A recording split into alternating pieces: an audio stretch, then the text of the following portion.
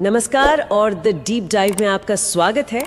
आज हम एक जासूसी करने वाले हैं और हमारा मुजरिम एक ऐसा एलिमेंट है जो दुनिया के शायद सबसे बड़े रहस्य के केंद्र में है। जीवन, ये हमारे खाने में है, हमारे कपड़ों में है, यहाँ तक कि हमारे अंदर भी है। जी हाँ, हम बात कर रहे हैं कार्बन की। तो आज का हमारा मिशन है कार्बन के उन 2 सुपर पावर्स को समझना जो इसे बाकी सभी तत्वों से इतना खास बनाते हैं। हम कुछ स्रोतों की मदद से ये जानने की कोशिश करेंगे कि आखिर ये अकेला तत्व लाखों करोड़ों अलग अलग तरह के यौगिक या कंपाउंड्स कैसे बना लेता है। तो चलिए कार्बन की इस अनोखी दुनिया की गहराई में उतरते हैं। सबसे हैरान करने वाली बात से शुरू करते हैं। पृथ्वी की ऊपरी परत क्रस्ट में कार्बन सिर्फ 0.02% है और हमारे वायुमंडल में तो और भी कम, सिर्फ 0.03%। इतनी कम मात्रा में होकर भी ये हर जगह है। ये कैसे मुमकिन है? ये एक बहुत ही अच्छा सवाल है और इसका जवाब छिपा है कार्बन के बर्ताव में, उसकी बॉन्डिंग की प्रकृति में। अगर हम ज़्यादातर कार्बन से बने यौगिकों को देखें तो वो बिजली के अच्छे कंडक्टर नहीं होते और उनके पिघलने और उबलने का तापमान यानी मेल्टिंग और बॉइलिंग पॉइंट भी काफ़ी कम होता है। अच्छा, ये तो आयनिक यौगिकों जैसे हमारे साधारण नमक से बिल्कुल उल्टा है। बिल्कुल। तो इसका मतलब ये है कि कार्बन के एटम्स के बीच का जो बंधन है, जो बॉन्ड है, वो नमक के सोडियम और क्लोराइड आयनों के बीच के बॉन्ड से अलग है। एकदम सही। देखिए, कार्बन का एटॉमिक नंबर है 6। ठीक है। तो इसका मतलब हुआ कि सबसे बाहरी वाले ऑर्बिट में 4 इलेक्ट्रॉन हैं। अब कोई भी एटम स्थिरता चाहता है और उसके लिए उसे अपना बाहरी ऑर्बिट पूरा भरना होता है 8 इलेक्ट्रॉन के साथ। तो कार्बन के सामने 2 रास्ते हुए, या तो ये 4 इलेक्ट्रॉन किसी से ले ले या फिर अपने चारों दे दे। जी, पर ये दोनों ही रास्ते इसके लिए बहुत मुश्किल है। मुश्किल क्यों है? सोचिए, अगर ये 4 इलेक्ट्रॉन उधार लेता है तो इसके न्यूक्लियस में जो 6 प्रोटॉन्स हैं उनके लिए कुल 10 इलेक्ट्रॉनों को संभालना लगभग नामुमकिन हो जाएगा। अच्छा। और अगर ये अपने 4 इलेक्ट्रॉन देने की कोशिश करता है तो उसके लिए जबरदस्त ऊर्जा चाहिए होगी, बहुत ज्यादा। तो कार्बन एक तीसरा और ज्यादा समझदारी वाला रास्ता अपनाता है, जो है न लेना न देना, बल्कि साझेदारी करना, शेयरिंग। जी, और इसी शेयरिंग से बनते हैं सहसंयोजी आबंध, या जिसे हम कोवेलेंट बॉन्ड्स कहते हैं। ये एक तरह से टीम वर्क है। जब 2 एटम अपने इलेक्ट्रॉन्स को साझा करके एक स्थिर जोड़ी बनाते हैं तो उसे कोवेलेंट बॉन्ड कहते हैं, जैसे हाइड्रोजन में होता है। बिल्कुल। हाइड्रोजन के 2 एटम एक इलेक्ट्रॉन शेयर करके H2 मॉलिक्यूल बनाते हैं। ऑक्सीजन के 2 एटम 2 इलेक्ट्रॉन शेयर करके O2 बनाते हैं, वो एक डबल बॉन्ड है। और नाइट्रोजन तो 3 इलेक्ट्रॉन शेयर करता है N2 बनाने के लिए, जो एक बहुत मजबूत ट्रिपल बॉन्ड है। और मीथेन गैस CH4, उसमें भी यही होता है। हाँ, मीथेन तो इसका सबसे क्लासिक उदाहरण है। एक कार्बन एटम 4 हाइड्रोजन एटम के साथ अपने एक इलेक्ट्रॉन की साझेदारी करता है और इस टीम वर्क से कार्बन और चारों हाइड्रोजन दोनों ही स्थिर हो जाते हैं। ये साझेदारी ही कार्बन की पूरी केमिस्ट्री का बेस है। ठीक है, तो कार्बन साझेदारी करके बॉन्ड बनाता है, ये समझ आ गया। लेकिन अब आते हैं असली सवाल पर। ये लाखों यौगिक कैसे बना लेता है? यहीं पर इसके वो 2 सुपर पावर्स सामने आते होंगे। बिल्कुल। पहला और सबसे अनोखा सुपर पावर है श्रृंखलन। अंग्रेजी में कैटेनेशन कहते हैं। ये कार्बन की खुद के ही दूसरे परमाणुओं के साथ जुड़कर लंबी लंबी चेन बनाने की अनोखी काबिलियत है। अच्छा। ये सीधी चेन हो सकती है, ब्रांच वाली चेन हो सकती है, या फिर बंद छल्ले रिंग्स भी हो सकती हैं। और सबसे बड़ी बात यह है कि कार्बन का ये बॉन्ड बहुत मजबूत और स्थिर होता है। एक मिनट, क्या दूसरे तत्व ऐसा नहीं कर सकते? सिलिकॉन भी तो कार्बन के ही ग्रुप का है। बहुत अच्छा सवाल है। सिलिकॉन कोशिश करता है पर ज्यादा दूर तक नहीं जा पाता। सिलिकॉन हाइड्रोजन के साथ चेन बनाता है, लेकिन वो चेन बस 7-8 एटम के बाद ही बहुत अस्थिर रिएक्टिव हो जाती है। और कार्बन? वहीं दूसरी तरफ कार्बन की चेन हजारों एटम तक लंबी हो सकती है और फिर भी स्टेबल रहती है। यही बात कार्बन को जिंदगी के बिल्डिंग ब्लॉक्स बनाने के लिए परफेक्ट बनाती है। अच्छा, तो पहला सुपर पावर हुआ श्रृंखलन, यानी खुद से जुड़ने की क्षमता। लेकिन ये तो कहानी का सिर्फ एक हिस्सा है। इससे तो सिर्फ कार्बन की लंबी चेन बनेगी। इसे इतना विविध बनाने के लिए दूसरे तत्वों से भी तो जुड़ना पड़ता होगा। आपने बिल्कुल सही पकड़ा। और यही कार्बन का दूसरा सुपर पावर काम आता है, इसकी चतुर संयोजकता। यानी टेट्रावैलेंसी। मतलब 4 वैलेंसी। जी, जैसा हमने कहा, कार्बन के बाहरी ऑर्बिट में 4 इलेक्ट्रॉन हैं, इसलिए ये एक साथ 4 अलग अलग बॉन्ड बना सकता है। ये 4 बॉन्ड ये दूसरे कार्बन एटम से भी बना सकता है, या फिर हाइड्रोजन, ऑक्सीजन, नाइट्रोजन, सल्फर जैसे कई दूसरे तत्वों के साथ भी। इसी वजह से अनगिनत कॉम्बिनेशंस संभव हो पाते हैं। तो ये 2 सुपर पावर, श्रृंखलन और चतुस्संयोजकता मिलकर इसे एक मास्टर बिल्डर एलिमेंट बना देते हैं। ये तो कमाल है। और शायद इसी वजह से कार्बन के अलग अलग रूप भी मिलते हैं, जिन्हें अपर रूप या एलोट्रोप्स कहते हैं। हाँ, एलोट्रोप्स का मतलब ही यही है कि एक ही तत्व के परमाणु अलग अलग तरह से जुड़कर बिल्कुल अलग फिजिकल प्रॉपर्टीज वाले पदार्थ बना सकते हैं। और कार्बन के सबसे मशहूर एलोट्रोप्स हैं हीरा और ग्रेफाइट। एक मिनट, आप कह रहे हैं कि हीरा जो दुनिया की सबसे कठोर चीज है, और पेंसिल की नोकमाला ग्रेफाइट जो इतना नरम होता है, दोनों एक ही चीज से बने, सिर्फ कार्बन से? जी हैं, 100% शुद्ध कार्बन। फर्क सिर्फ उनके एटॉमिक स्ट्रक्चर में है। कैसे? हीरे के अंदर हर कार्बन एटम अपने 4 पड़ोसी कार्बन एटम से एक बहुत ही मजबूत 3D नेटवर्क में जुड़ा होता है, एकदम कसा हुआ। इस बनावट की वजह से ही हीरा इतना कठोर होता है। और ग्रेफाइट में? ग्रेफाइट की कहानी बिल्कुल अलग है। यहाँ हर कार्बन एटम अपने 3 पड़ोसियों से जुड़कर एक हेक्सागोनल शीट, मतलब एक परत बनाता है। जैसे मधुमक्खी का छत्ता होता है ना, हाँ, वैसी परतें। और ये परतें एक दूसरे के ऊपर बस रखी होती हैं, जैसे ताश के पत्ते। ये परतें एक दूसरे पर आसानी से फिसल सकती हैं, इसीलिए ग्रेफाइट इतना नरम और चिकना होता है। और मैंने पढ़ा है कि ग्रेफाइट बिजली का भी सुचालक है, जो कि नॉन मेटल्स के लिए बहुत अजीब बात है। उसका कारण भी वही स्ट्रक्चर है।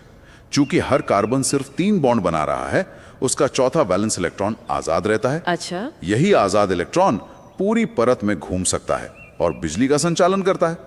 हीरे में ऐसा कोई भी इलेक्ट्रॉन आजाद नहीं होता। और एक तीसरा अपर रूप भी है, फुलरीन, जो फुटबॉल जैसा दिखता है। चेन्स की बात की। स्रोतों में संतृप्त सैचुरेटेड और असंतृप्त अनसैचुरेटेड यौगिकों का जिक्र है। इनमें क्या फर्क है? ये बहुत आसान है। संतृप्त या सैचुरेटेड हाइड्रोकार्बन्स वो हैं जिनमें कार्बन परमाणुओं के बीच सिर्फ सिंगल बॉन्ड होते हैं। आप कह सकती हैं कि वे पूरी तरह से हाइड्रोजन से भरे हुए हैं, उनमें और हाइड्रोजन जोड़ने की जगह नहीं है, जैसे मीथेन या ईथेन। और असंतृप्त मतलब जो भरे हुए नहीं है? बिल्कुल, असंतृप्त या अनसैचुरेटेड यौगिकों में कम से कम एक कार्बन कार्बन डबल बॉन्ड होता है, जैसे इथीन में, या ट्रिपल बॉन्ड जैसे इथाइन में। इन डबल या ट्रिपल बॉन्ड्स की वजह से ये ज्यादा रिएक्टिव होते हैं और दूसरे एटम को अपने साथ जोड़ सकते हैं। एक और दिलचस्प बात जो मैंने पढ़ी वो थी संरचनात्मक समावयव या स्ट्रक्चरल आइसोमर्स की। ये थोड़ा मुश्किल लगता है। नहीं, इसे समझने का सबसे अच्छा तरीका है लेगो ब्लॉक्स के बारे में सोचना। मान लीजिए आपके पास 4 नीले ब्लॉक और 10 छोटे सफेद ब्लॉक हैं। ठीक है। आप चारों नीले ब्लॉक्स को एक सीधी लाइन में जोड़ सकती हैं और सफेद ब्लॉक्स को उनसे अटैच कर सकती हैं, या फिर आप 3 को लाइन में रखकर चौथे नीले ब्लॉक को बीच वाले के ऊपर लगा सकती हैं। अच्छा, तो दोनों ही मॉडलों में समान तो वही इस्तेमाल हुआ, 4 नीले 10 सफेद, लेकिन उनकी बनावट और आकार बिल्कुल अलग हो गए। एकदम सही। कार्बनिक यौगिकों में इसी को स्ट्रक्चरल आइसोमर्स कहते हैं। उनका मॉलिक्यूलर फॉर्मूला जैसे C4H10 तो एक ही होता है, लेकिन एटम्स की बनावट अलग अलग होने की वजह से उनके गुण भी अलग अलग हो जाते हैं। और ये तो सिर्फ 4 कार्बन की बात है। जी, जैसे जैसे कार्बन की संख्या बढ़ती है, इन आइसोमर्स की संख्या हजारों लाखों में पहुंच जाती है। इसी से कार्बन की विविधता और भी बढ़ जाती है। और चेन्स के अलावा हमने रिंग्स की भी बात की थी, जैसे साइक्लोहेक्सेन या फिर वो बहुत ही मशहूर बेंजीन रिंग। बिल्कुल। कार्बन की दुनिया सच में बहुत बड़ी है, लेकिन कार्बन की दोस्ती सिर्फ हाइड्रोजन तक ही तो सीमित नहीं है ना? है ना? बिल्कुल नहीं। कार्बन बहुत मिलनसार है। कार्बन चेन में से हाइड्रोजन को हटाकर दूसरे तत्व या ग्रुप भी जुड़ सकते हैं।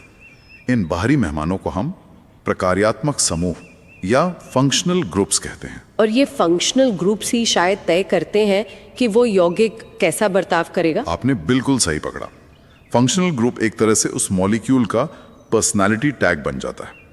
चाहे कार्बन की चेन कितनी भी लंबी हो, अगर उसमें OH ग्रुप लगा है तो वो एक अल्कोहल होगा और अल्कोहल की तरह ही व्यवहार करेगा। और अगर COOH ग्रुप लगा है तो वो एक कार्बोक्सिलिक एसिड होगा और उसका स्वाद खट्टा होगा। यही ग्रुप्स कार्बनिक रसायन की पूरी लाइब्रेरी को व्यवस्थित करते हैं। और इसी से समजातीय श्रेणी या होमोलॉगस सीरीज का आइडिया आता है, जहां एक ही फंक्शनल ग्रुप वाले यौगिकों का एक पूरा परिवार होता है। हाँ, जैसे अल्कोहल का परिवार, मिथेनॉल, इथेनॉल, प्रोपेनॉल।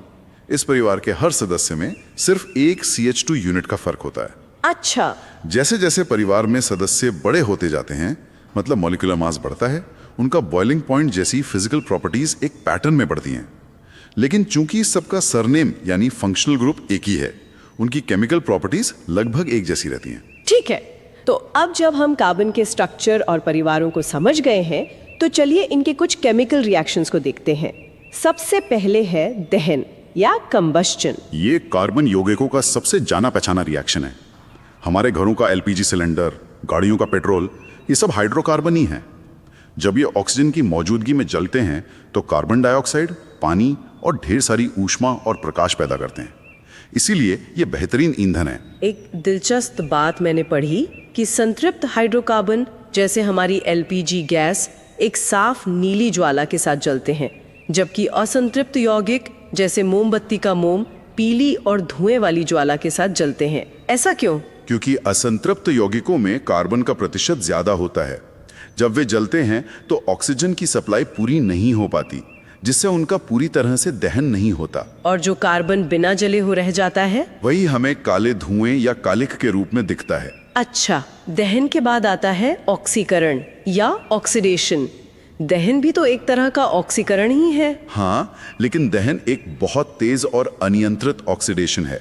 हम यहाँ नियंत्रित ऑक्सीडेशन की बात कर रहे हैं, जहां हम कुछ केमिकल एजेंट्स, जिन्हें ऑक्सीकारक कहते हैं, उनका इस्तेमाल करके एक फंक्शनल ग्रुप को दूसरे में बदलते हैं। जैसे कुछ खास ऑक्सीकारकों का इस्तेमाल करके एथेनॉल यानी अल्कोहल को एथेनोइक एसिड में बदला जा सकता है। तो ऑक्सीकरण में हम एक यौगिक को बदल रहे हैं। लेकिन क्या हो अगर हमारे पास एक ऐसा यौगिक हो जिसमें और परमाणुओं के जुड़ने की गुंजाइश पहले से ही हो? मेरा मतलब है असंतृप्त हाइड्रोकार्बन से। बिल्कुल, और यही हमें हमारी अगली महत्वपूर्ण अभिक्रिया पर लाता है, संकलन अभिक्रिया या एडिशन रिएक्शन। एडिशन रिएक्शन ये असंतृप्त हाइड्रोकार्बन का खास गुण है। जहां भी डबल या ट्रिपल बॉन्ड होता है, वो एक तरह से खाली सीट जैसा होता है। निकेल जैसे उत्प्रेरक की मौजूदगी में हाइड्रोजन जैसे एटम उस डबल बॉन्ड को तोड़कर वहां जुड़ जाते हैं और उसे एक सिंगल बॉन्ड वाले संतृप्त यौगिक में बदल देते हैं। इसका एक बहुत ही आम उदाहरण है वनस्पति तेलों से वनस्पति घी बनाना। हाँ, ये प्रक्रिया हाइड्रोजनीकरण कहलाती है और ये हमारे किचन में हर जगह है। वनस्पति तेल जो तरल होते हैं, उनमें असंतृप्त फैटी एसिड होते हैं। जब उनमें हाइड्रोजन जोड़ी जाती है तो वे संतृप्त हो जाते हैं और मक्खन जैसे वनस्पति घी में बदल जाते हैं। इससे उनकी शेल्फ लाइफ भी बढ़ जाती है। जी, लेकिन इसका एक साइड इफेक्ट भी है। इस प्रक्रिया में कभी कभी ट्रांस फैट बन जाते हैं जो सेहत के लिए अच्छे नहीं होते। तो देखिए, कार्बन की एक छोटी सी अभिक्रिया का हमारी सेहत और हमारे खाने पर कितना बड़ा असर पड़ता है। और आखिरी अभिक्रिया है प्रतिस्थापन अभिक्रिया या सब्स्टिट्यूशन रिएक्शन। ये संतृप्त हाइड्रोकार्बन का गुण है। चूंकि वे पहले से ही संतृप्त हैं, उनकी सारी सीटें भरी हुई हैं, तो वो कुछ नया जोड़ नहीं सकते। तो वे अदला बदली करते हैं? बिल्कुल, प्रतिस्थापन करते हैं। जैसे सूरज की रोशनी में मीथेन गैस क्लोरीन से रिएक्ट करती है, तो क्लोरीन का एक एटम हाइड्रोजन के एक एटम की जगह ले लेता है। ये एक तरह का एटॉमिक स्वैप है। तो आज की इस पूरी चर्चा का सार क्या है? हमने देखा कि कैसे कार्बन के सिर्फ 2 सुपर पावर्स, श्रृंखलन और चतुर संयोजकता ने मिलकर रसायन विज्ञान का एक पूरा ब्रह्मांड बना दिया है, जो हमारे चारों ओर जीवन का आधार है। और आकर्षक बात यह है कि ये इतनी बड़ी और जटिल दुनिया बॉन्डिंग के कुछ बहुत ही सरल नियमों से बनी है। एक समय था जब वैज्ञानिकों का मानना था कि कार्बनिक यौगिकों को बनाने के लिए किसी जीवन शक्ति या वाइटल फोर्स की जरूरत होती है, कि उन्हें सिर्फ जीवित प्राणी ही बना सकते हैं। जी, लेकिन 1828 में फ्रेडरिक वोहलर नाम के एक केमिस्ट ने गलती से लैब में एक अकार्बनिक पदार्थ अमोनियम साइनाइड को गर्म किया और उससे यूरिया बना दिया। यूरिया, जो एक जाना माना कार्बनिक यौगिक है। हाँ, उस एक प्रयोग ने जीवन शक्ति की धारणा को हमेशा के लिए तोड़ दिया और आधुनिक कार्बनिक रसायन शास्त्र की नींव रखी। ये श्रोताओं के लिए सोचने का एक बिंदु छोड़ जाता है ये देखते हुए कि कार्बन जटिल, स्थिर और विविध अणु बनाने में अद्वितीय है, एक ऐसे काल्पनिक ग्रह पर रसायन शास्त्र और शायद जीवन स्वयं कैसा दिखेगा जहां कार्बन की जगह उसी के ग्रुप का कोई दूसरा तत्व जैसे कि सिलिकॉन मुख्य रचनात्मक खंड हो। क्या सिलिकॉन की दुनिया में भी रेत से बने जीव और क्रिस्टल के जंगल हो सकते थे? इसी सवाल के साथ आज की चर्चा यहीं समाप्त करते हैं।